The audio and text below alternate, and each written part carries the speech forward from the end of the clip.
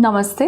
New root skin and hair clinic के YouTube channel पे आप सबका स्वागत। मैं doctor Shraddha Katkar, consultant dermatologist, new roots skin and hair clinic Nagpur. आज हम बात करेंगे हेयर ट्रांसप्लांट सर्जरी के बाद दिए जाने वाले मेडिसिन के बारे में। इन मेडिसिन का यूज़ क्या होता है और ये कितने समय तक लेने पड़ते हैं। हेयर ट्रांसप्लांट सर्जरी का रिजल्ट सक्सेसफुली आए, इसके लिए आपको स्ट्रिक्ट गाइडलाइंस फॉलो करनी पड़ती, जिसमें से एक इम्पॉर्टेंट एस्पेक्ट है मेडिसिन्स। ये मेडिसिन्स आपको सही डोज में और सही ड्यूरेशन के लिए लेना ज़रूरी होता है। हेयर ट्रांसप्लांट के बाद आपको कुछ दिनों तक headache, pain, swelling, tightness of scalp, कभी कभार इचिंग, ये सारी कंप्लेंट्स हो सकती है। तो इसी के लिए सर्जन आपको हेयर ट्रांसप्लांट के अगले 7 दिनों के लिए कुछ मेडिसिन प्रिस्क्राइब करेंगे, जैसे कि एक गुड एंटीबायोटिक, फिर पेन किलर्स, एंटी इन्फ्लेमेटरी, कभी कभार स्टीरॉइड्स भी, और एंटी इचिंग मेडिकेशन। इससे आपके हेयर ट्रांसप्लांट के होने वाले साइड इफ़ेक्ट से आप बच सकते हैं। अभी आते हैं सबसे ज़रूरी मेडिकेशंस पे। ये मेडिसिन लेना इसीलिए ज़रूरी है ताकि आपके ट्रांसप्लांटेड हेयर की ग्रोथ अच्छी तरह हो सके, साथ ही साथ आपके जो एग्जिस्टिंग हेयर है उनका हेयर लॉस और हेयर थिनिंग प्रिवेंट हो सके, ताकि आपका बॉल्डनेस हम पोस्टपोन कर सके। The most commonly used medicine is minoxidil. Minoxidil एक US FDA अप्रूव्ड मेडिसिन है मेल पैटर्न हेयर लॉस के लिए या एंड्रोजेनेटिक एलोपेशिया के लिए। ये एक पोटेशियम चैनल ओपनर है जो आपका लोकल ब्लड सर्कुलेशन बढ़ाता है। मिनॉक्सिडिल जो लोशन है वो आपकी हेयर की ग्रोथ साइकिल को प्रोलॉन्ग करता है या बढ़ाता है, और आपके हेयर की शेडिंग साइकिल को शॉर्टर करता है। इस वजह से बाल आपके स्कैल्प पे ज़्यादा समय तक या लंबे समय तक टिके रहते हैं। इसका मतलब ना कि ये सिर्फ ट्रांसप्लांटेड हेयर की थिकनेस और ग्रोथ बढ़ाने में मदद करता है, बट आपका जो एग्जिस्टिंग हेयर है उसका भी हेयर लॉस प्रिवेंट करता है, उसकी भी लाइफ स्पैन को इंक्रीज करता है, ताकि आपका जो बॉल्डनेस है वो हम डिले कर सके। यूजुअली मिनॉक्सिडिल ये डिफरेंट स्ट्रेंथ में आता है, सॉल्यूशन के फॉर्म में, फोम्स के फॉर्म में, जेल के फॉर्म में। The most commonly recommended minoxidil is minoxidil topical lotion 5% 1 ml दिन में 1 या मैक्सिमम 2 बार। और ये मिनॉक्सिडिल हम minimum 15 days after surgery start कर सकते हैं। सक्सेसफुल रिजल्ट्स के लिए मिनॉक्सिडिल आपको काफ़ी लंबे समय तक लेने की आपके सर्जन्स आपको एडवाइस देंगे।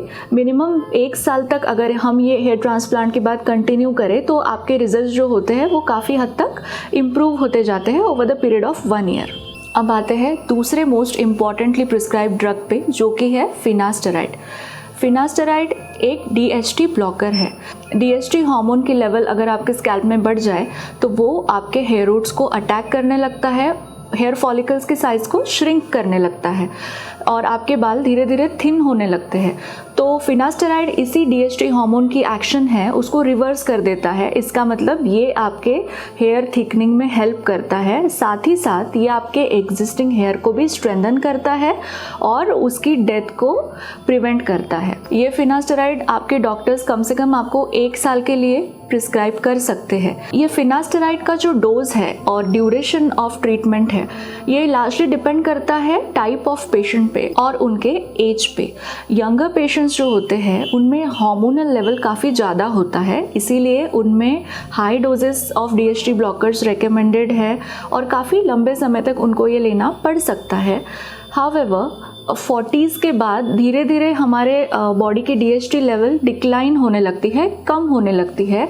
इसीलिए ये जो फिनास्टेराइड मेडिसिन है ये हम कम डोजेस में भी प्रिस्क्राइब कर सकते हैं, जिसमें ये अच्छा रिजल्ट देगा।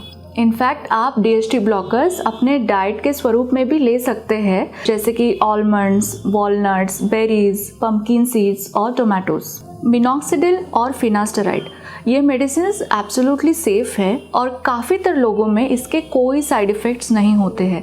इनफैक्ट स्टडीज़ में ऐसे पाया गया है कि ट्रांसप्लांटेड हेयर जो कि हम परमानेंट ही माने जाते हैं, उनमें भी जिन्होंने ये मेडिसिन का इस्तेमाल नहीं किया, ऐसे लोगों में 30 to 40% ऑफ ट्रांसप्लांटेड हेयर में थिनिंग पाया गया है।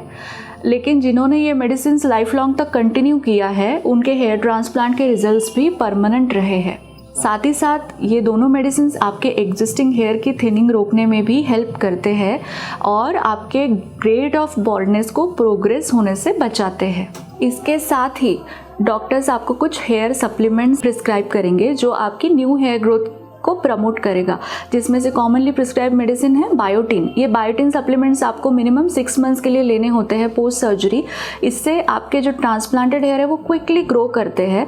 साथ ही साथ आपकी एग्जिस्टिंग हेयर की क्वालिटी भी इम्प्रूव होती है, आपका हेयर फॉल रुकता है और आपके हेयर रूट्स को स्ट्रेंथन भी करता है। इसके अलावा कुछ विटामिन्स और मिनरल्स भी प्रिस्क्राइब किए जाते हैं आपके डॉक्टर्स के द्वारा आपके बालों की ग्रोथ को प्रमोट करने के लिए, आपके बालों की थिकनेस बढ़ाने के लिए, हेयर रूट्स को स्ट्रेंथन करने के लिए और बालों में शाइन लाने के लिए। इनमें इंक्लूडेड है विटामिन ए, विटामिन डी, जो आपके इनएक्टिव हेयर रूट्स को ट्रिगर करता है ग्रो करने के लिए। इसके अलावा विटामिन बी कॉम्प्लेक्स जो एक रैपिडली मल्टीप्लाइंग सेल्स की ग्रोथ में हेल्प करता है, आपके हेयर लॉस को प्रिवेंट करता है। इसके अलावा विटामिन ई जो एक पावरफुल एंटीऑक्सीडेंट है जो आपके बालों का ऑक्सीडेटिव स्ट्रेस कम करता है और हेयर लॉस प्रिवेंट करता है। साथ ही साथ आयरन जो कि एक बहुत ही इम्पॉर्टेंट न्यूट्रिएंट है आपके हेयर फॉल को कंट्रोल करने के लिए, तो आयरन और विटामिन सी कॉम्बिनेशन आपको दिया जाता है आयरन के एब्जॉर्प्शन को बढ़ाने के लिए और आपकी न्यू हेयर ग्रोथ को सपोर्ट करने के लिए। इसके अलावा अगर आप अपने डाइट में भी ये सारी चीज़ें इंक्लूड करेंगे, एक healthy fat, good amount of vitamin and protein, तो ये आपको अपनी हेल्दी हेयर हेल्थ मेंटेन करने में हेल्प करेगा। एक बहुत ही इम्पॉर्टेंट न्यूट्रिएंट है जो कि है ओमेगा 3 फैटी एसिड। ये आपके बालों में होने वाले ऑनगोइंग इन्फ्लेमेशन को रिड्यूस करता है और आपके हेयर सेल की डेथ को रिड्यूस करता है या स्लो डाउन करता है। तो इसका एक बहुत ही इम्पॉर्टेंट रोल है आपके हेयर ट्रांसप्लांट सर्जरी के बाद आपके हेल्दी हेयर को मेंटेन करने के लिए। ये सारे मेडिसिन्स एक सही डोज में सही ड्यूरेशन के लिए लेना बहुत ज़रूरी होता है हेयर ट्रांसप्लांट के सक्सेस के लिए और अपने ऑनगोइंग हेयर थिनिंग को बचाने के लिए, इन शॉर्ट आपके हेल्दी हेयर को मेंटेन करने के लिए। इसीलिए अपने डॉक्टर की दी हुई सलाह प्रॉपर्ली फॉलो कीजिए और कोई भी डाउट रहे इन मेडिसिन्स के बारे में या उनके साइड इफ़ेक्ट्स के बारे में तो अपने डॉक्टर से बिना पूछे मेडिसिन स्टॉप मत कीजिए। ऐसी और जानकारी के लिए हमारे साथ जुड़े रहे। Thank you.